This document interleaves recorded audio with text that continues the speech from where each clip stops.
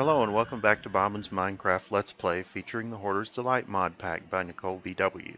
I'm Bobbin and you're watching episode 8. The tower you see before you is a new gadget that I have built and it will be explained shortly. But before we go to that, let's start by looking at progress on quests. One of the things that has happened since I set up the Ender Quarry is that I had just a huge inflow of materials, more than I could possibly handle. And I've had to spend really more than a day, although you won't necessarily see it in the order that the episodes post, working on just cleaning all this stuff up and getting it to where the system was processing it. So there are more quests that have been completed than you might expect. 4 quests have unclaimed rewards. In keeping with my plan to only complete quests at a measured pace, I'm only going to turn in 2 of them today. So let's look at what the progress on quests is. Hoarding warm-up we finished in the last episode. Hoarding food there has been no new progress on. Hoarding energy there's no new progress on. Same thing with hoarding flowers. And none in hoarding blocks, although bricks are currently at 9%. And I set up a machine and started 2 more of them. Abby is now at 29%, and Pretty Color is at 28%. In hoarding stuff, 3 quests now have unclaimed rewards. In the last episode, I set up the button machine and the furnace machine. I had so much inflow of smooth stone from the Silk Touch Ender Quarry that the button quest was completed in a very short period of time. So I needed somewhere to send all the smooth stone, so I sent it to Stop Staring, and that one is now completed as well. So just looking at what these give for rewards: laser drill and laser drill precharger, spawners, and ender tank and ender chest. Of these, the one that I consider to be most interesting at this point is this one with the ender tanks and ender chests. So let's claim the reward on that one. Other quests on this tab that have been in the works: I set up a machine to work on diorite walls because I was beginning to overflow my inventory on diorite. It was just a very small inventory, but I might as well get rid of it because I don't have any plans for diorite other than this quest. On rubber bars, we're now 89% done. On the Are You Out of Your Mind page, notice that a quest is complete. Oak planks is done. The reward is not that useful, a villager trophy, but I'm going to go ahead and claim that one. Other progress on this page: cobblestone is still less than 1%, but 6.2 million have been turned in. Gravel is at 12%. Sand is at 5%. And dust is 3,000. None of these others on this page have been begun, although I'm thinking that these 2 might be in the works fairly soon. So today, let's start by looking at this contraption right here. This machine is sitting in an area that I've built specifically for doing Botania work. And I have moved my chest with all of my Botania gadgetry over here. And so this tower is making Livingwood. Now only the bottom 6 levels of it are making Livingwood at the moment because I have not created any new pure daisies. Eventually it will have 13 pure daisies in a stack here. You can see it's beginning to convert the birchwood over to Livingwood. And when that happens, it'll go all the way to the top. I just haven't set up a petal apothecary yet and started that process. The way this machine works, and you're about to see it start doing it, is it sets up a hollow tube of birch logs, and the pistons at the bottom push the logs up. They sit there for a while, and then it goes and cycles through all the logs, pushing the living wood up to where it's broken. moving a little ways away from that to avoid the noise. I probably should put a sound muffler up there. This process is then repeated about every 2 minutes. And so it will go and produce these Livingwood logs that go back into the system. Birch logs are actually pretty common now because I told this system to stop making oak, and so it's now making just birch and rubber. All of this system is controlled using a programmable redneck controller. This program's a little more complicated than the other one that you saw before. It's basically setting out a timer pulse, and then the timer pulse is being converted into a one-shot pulse, and that one-shot pulse is being lengthened and then inverted. Then it's sent out. Then it is sent out again with a delay. Then there is a rather long timer here that goes to a multi-pulse that sends out a series of pulses. The timing on this pulse isn't quite right. I just sort of messed around until I got the right count in here to send everything all the way to the top without breaking any additional blocks. That's fine. I don't require that it be perfect. In principle, you could take in and optimize the timing on this thing to make it just right. I haven't done so. And then it looks like that one is also sent out inverted. So what actually happens here is each of these different colors is attached to a redstone torch, and the redstone torches activate these Ender IO redstone conduits. The reason I set it up that way, I had originally set this up so that the machine would directly control the pistons and the block placers and the block breakers, and I was hoping to do it that way. What I found was that trying to do it that way was giving me all sorts of unexpected actions. Trying to control the block placer, for example, would activate the pistons even when I didn't want to activate the pistons. And it wasn't so much that the cables were put in the wrong place to where they were connecting up in the wrong positions. Well, that might have been it, but they were placed in locations where you would not have expected them to do that. So I've actually set it up to do it this way. It's a little indirect. It does work. My plans for this, I'm going to have 6 of these towers. 2 of them will be making Livingwood, and 4 of them will be making living rock, because that's approximately the proportions that you need in order to complete all the quests in the quest journal. You don't actually need quite so many of them, but I'd like to have it finish the process a little sooner. You've actually got to make 600,000 living wood and about twice that much living rock. The nice thing about this system right here with the redneck controller is that I can just extend the cables on it to all the other towers. I don't have to create new timing systems. This one redneck controller will control as many of these towers as I want to build, so it'll control all 6 of them. So moving on, if you've been looking out the corner of your eye over here, you'll see that there's a large empty field, which used to have blueberries in it. I completely finished all the blueberries. There is no more need for blueberries. They've all been harvested, and so this field I'm planning on converting to sugarcane, probably between this episode and the next.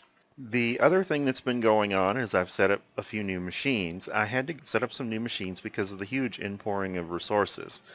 I didn't really expand the sieves, and I actually think I may never expand them. I may actually tear out the sieves now that I've got the Ender Quarry to produce these resources. We'll just have to see. There are a few resources that the sieve produces that the Ender Quarry does not, but I think I may be able to get them through other means. This row of alloy smelters may have 1 or 2 more on it. I think it's about the same length though. Sawmills have not changed. I did hook up the sag mills. There was 1 sag mill here. I added 2 more. I hooked them up. What the sag mills are currently working on grinding is coal ore and bones. The sag mill is the best choice for grinding these up within the mod pack from what I can tell. Coal ore has a chance of giving diamonds. It's a pretty small chance, but it produces a good yield on coal. Bones gives a minimum of, I think, 6 bone meal per bone. Up here, I think these had already been expanded the last time, and these had already been expanded, but this row here is new. These are induction smelters. Induction smelters smelt a lot faster. Each one of these, however, is filtered to receive specific items.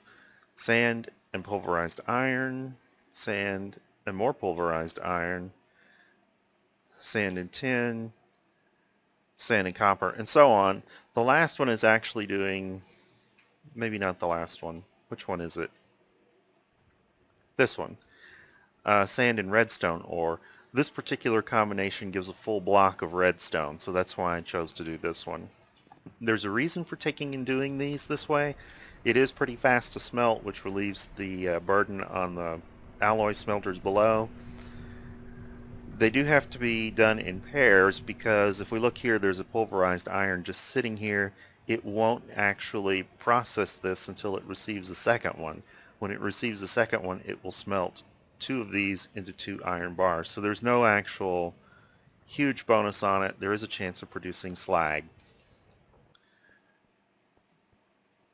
Down here, I have a new gadget that I'm going to explain shortly. Blocking is still working. This was producing blueberry juice the last time you saw it. It's not going to be producing blueberry juice anymore. I've produced 100,000 blueberry juice. That's all I will need. It's sitting in the warehouse, and I'm going to repurpose this machine. Compressed sawdust is still being made, as are brick blocks. Furnace is finished, so this machine will get torn out and replaced with something else. Stone hose, this one's pretty much permanent. Stone brick stairs was set up here. It's already done, so this will get torn out and replaced with something. Buttons, it's done. It'll get torn out and replaced with something. This one is making gravel road. The bottleneck on this one varies. If you're running an ender quarry that's producing smooth stone, then obviously gravel is the bottleneck. If you're not running an ender quarry that's producing smooth stone, since I have no other mechanism for producing smooth stone, it's actually the smooth stone that becomes the bottleneck. Right now it's not producing anything because the quarry finished actually. Over here, this one's producing essence brick, and this one is producing diorite walls. Downstairs, there's nothing really new down here except that I have significantly expanded the number of growth pulsars that are in place. This is actually on its second layer of them.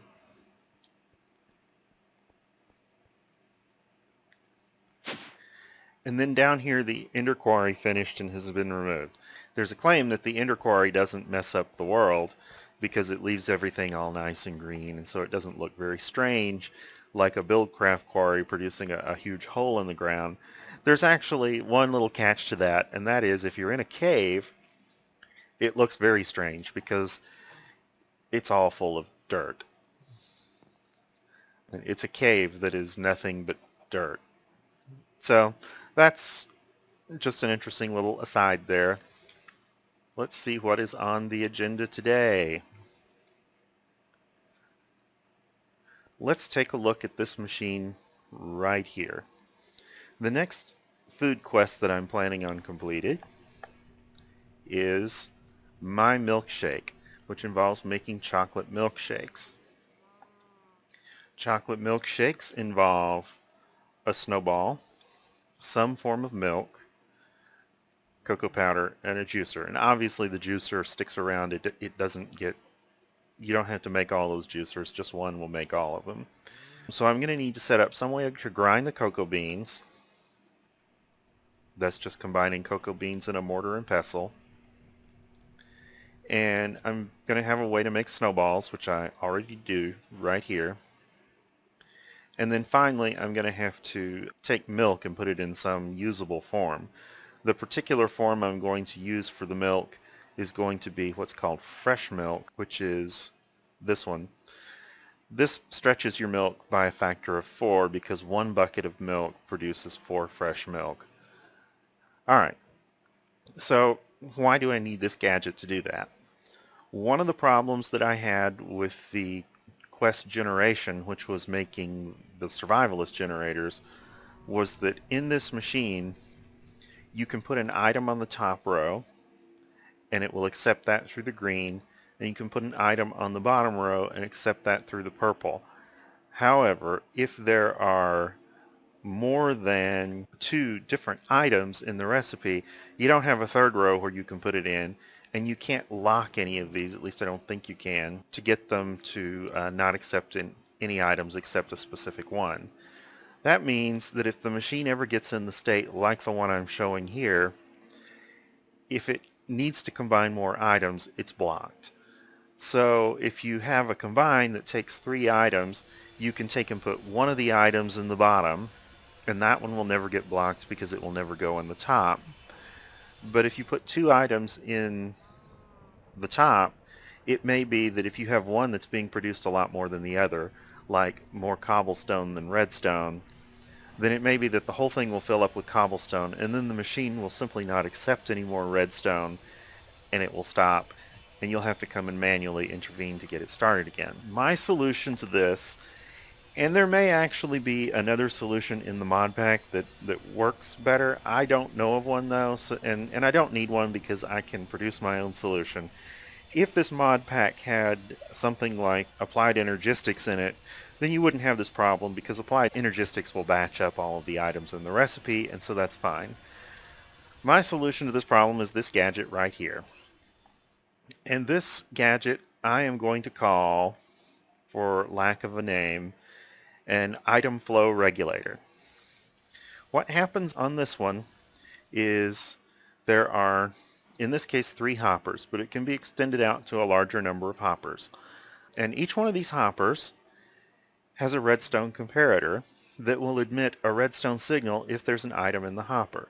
This one, for example, is not.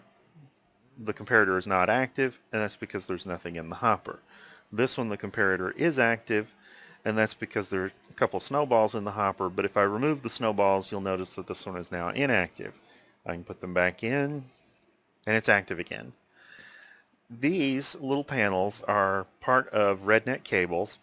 One of them is set to orange, one of them is set to, looks like purple, and one of them is set to blue. Maybe this is magenta.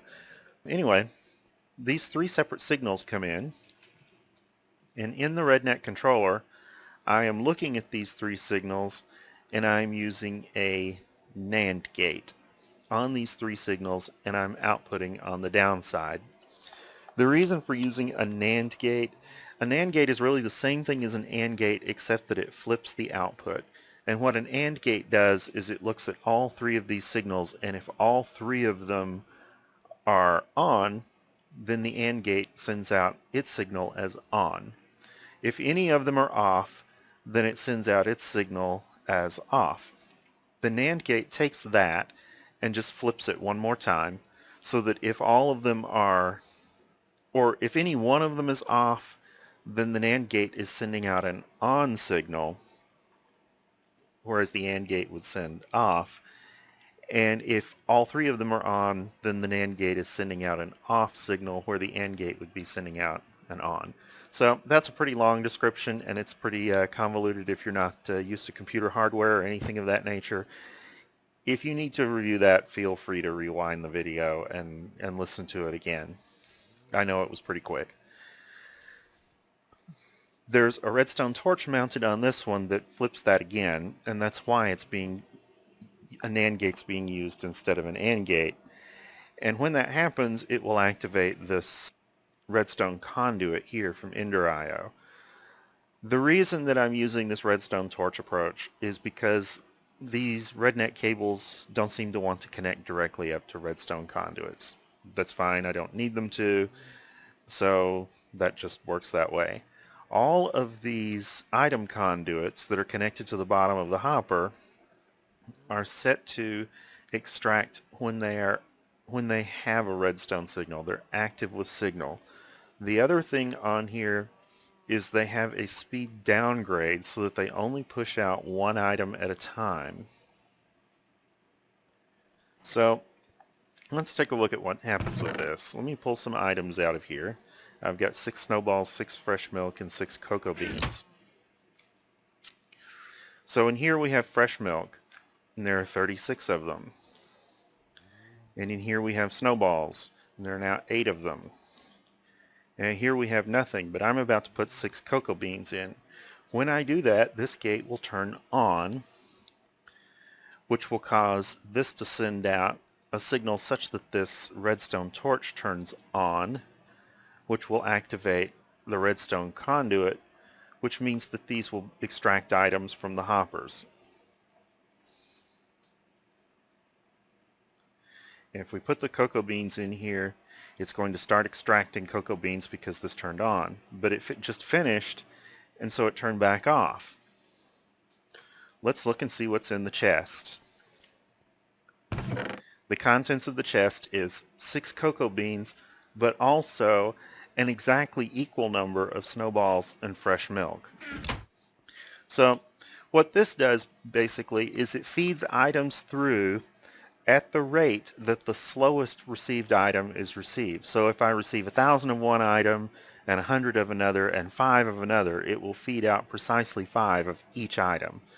Hooking this up to the cyclic assembler over here should result in it not clogging.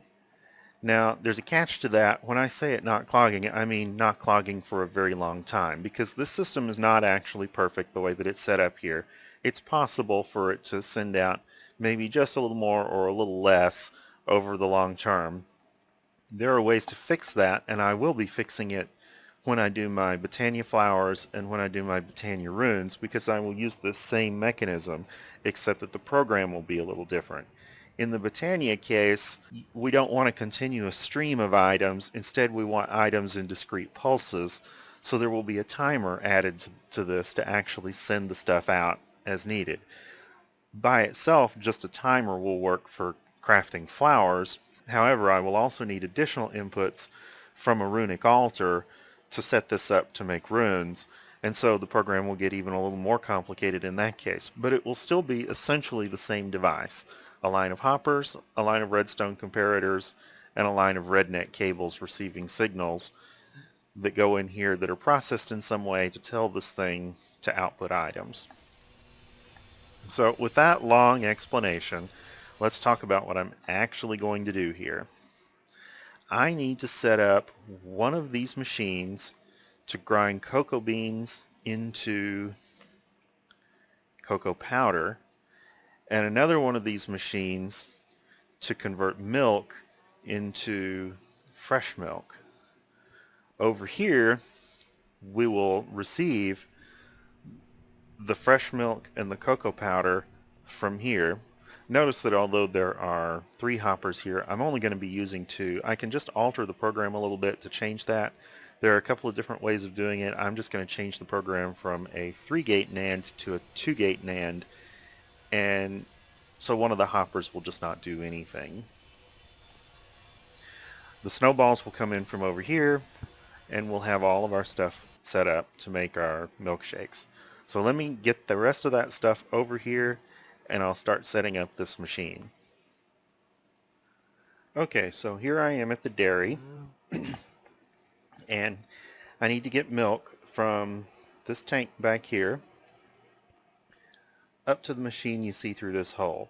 So I've got some pressurized fluid conduit here, and I'm just going to take and connect everything up, mostly up high near the ceiling where it's kind of out of the way.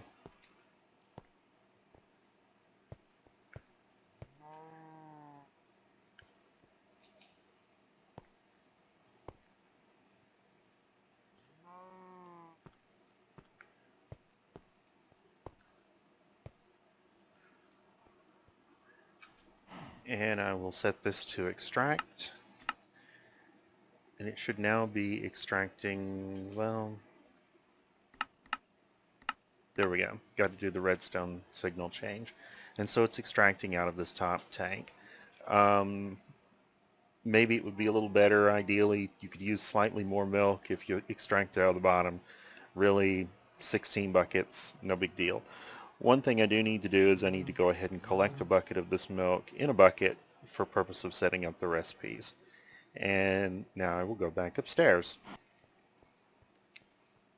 Okay, so this is the cyclic assembler that's receiving the milk.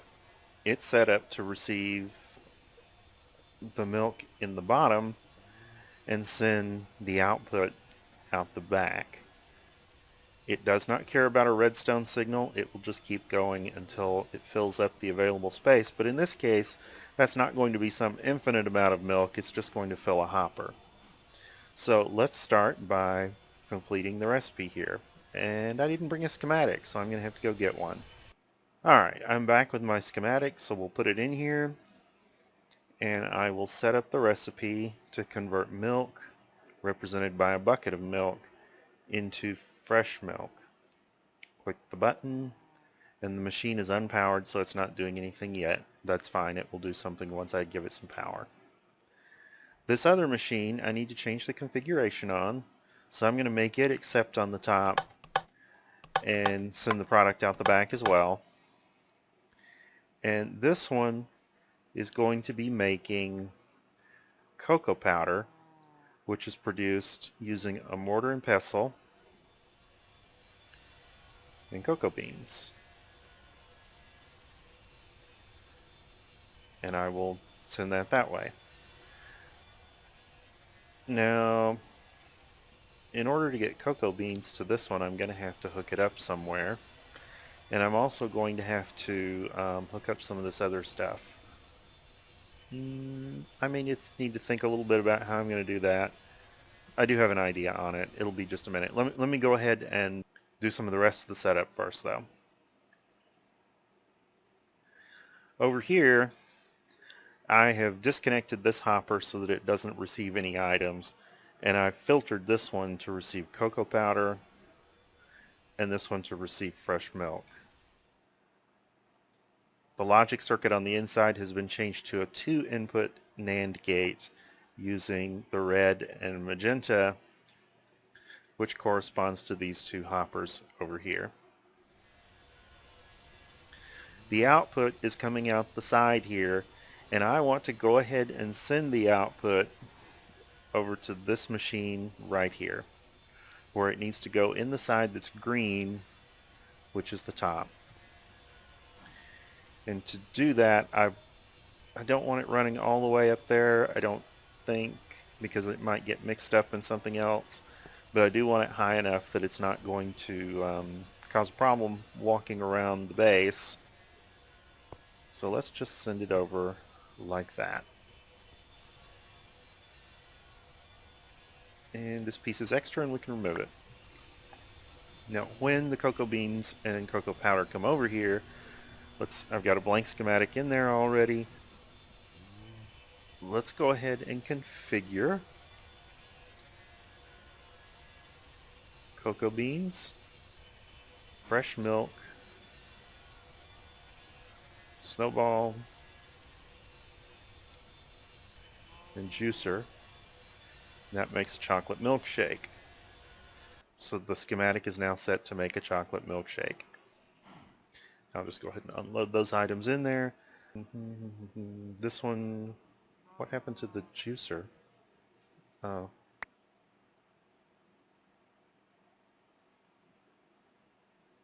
Alright, this one does have power, and so it's already made one. It's going to ship stuff out the side, which is going to have one of these quest boxes over here. Let me just salvage one from some machine that's not using it right now.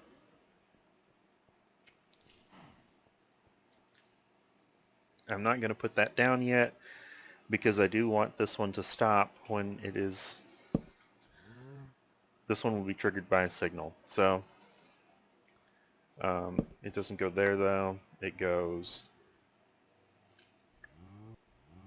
here.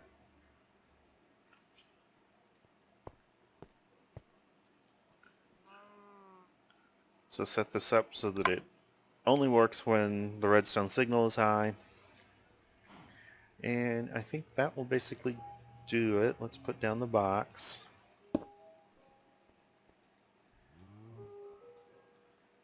Still have one chocolate milkshake there.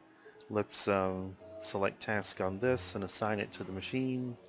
Now let's look in here, and we've submitted one, which was the one that was in here. Alright, so next I need to get the cocoa beans going in here and set this stuff up with some power. power's pretty easy. We'll just...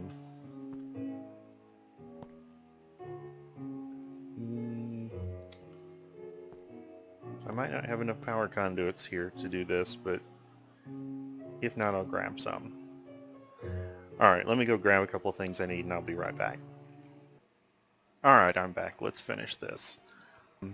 Power, I'm going to be feeding items in the top on this machine, so I'm going to have to feed power down the back. And I brought over a barrel full of cocoa beans.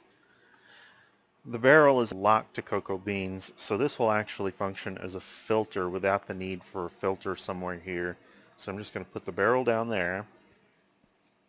It doesn't hook up to any conduits that I don't want it to hook up to. And I will come up here and that is not what I want.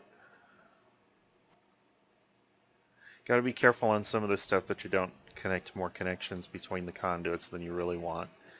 Once that's all taken care of, it's really very straightforward.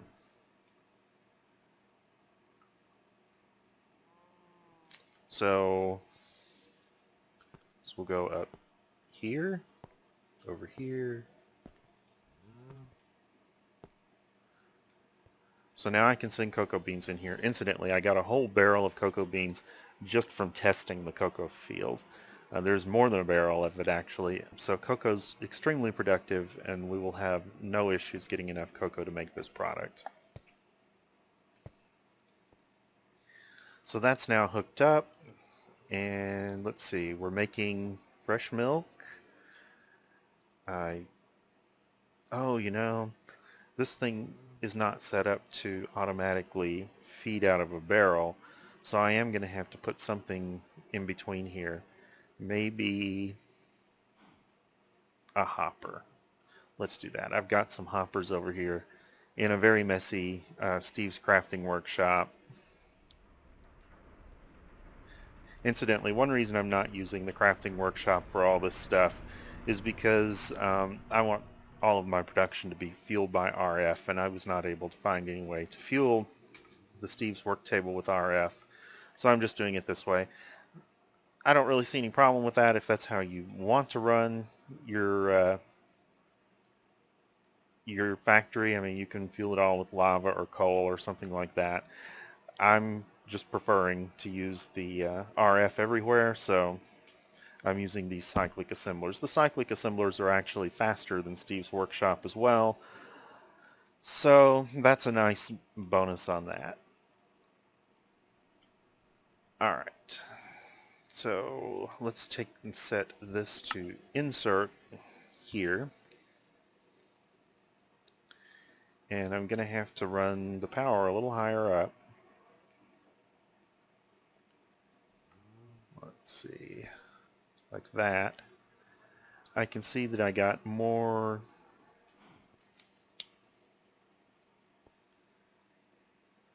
connection here than I really need. I'm not sure how to get rid of that one piece like that without breaking everything. Maybe I'll just risk breaking everything and replace the power conduit there. Alright. So we're now making cocoa powder. We're making fresh milk. Over here, these things are going in there and they're coming back out as well. They're coming over here in relatively equal amounts. Looks like we're just a little high on fresh milk, but I think that's fresh milk that I had in there to begin with. So it's making milkshakes and they're going out there. 164, 170, so it's going up at a pretty good clip, making the milkshakes. So I'll have to get some more cocoa production going pretty soon, and this will continue on until it finishes up all of the chocolate milkshakes. Then I can repurpose it for some other thing. I am going to start pretty soon on more of the food quests. The ones that I've done so far have not involved using any of the harvest craft crops, but that's about to change. I'm going to start massively producing some of crops pretty soon. You might actually see that in the next episode. I think that's it for today's episode. I want to thank you for watching, and I hope to see you in the next episode.